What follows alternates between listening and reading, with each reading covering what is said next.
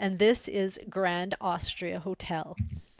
This, how I am relating this to the game of life is just the fact that you're running a hotel. This is your life basically, and you're bringing in guests and you're trying to satisfy them and feed them, and it just kind of feels like you kind of go through, like, you don't really go through time periods, but it just still has that feel to it where it just kind of feels like it's a time, like a, not a moment in time, but like quite an era sort of thing.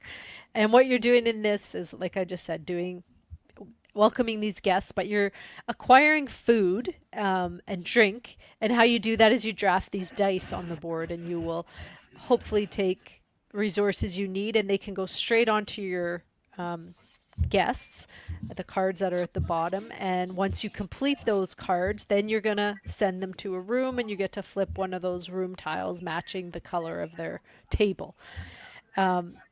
The the dice selection in this is so neat because there's two Mm-hmm. spots where you can gather the food, and then there's one where you can, prepare more rooms because you don't have access to all the rooms. You need to prepare them, which you get the tiles for the color of the room.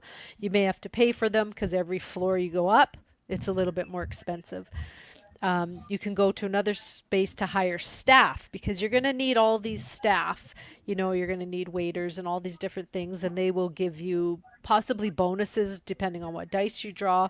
They might give you an instant action of gathering a bunch of resources. They might give you end game points and do all kinds of different things. The last number 6 dice you can draft, and it kind of, you pay $1 to get it, but it can be any one of the other ones.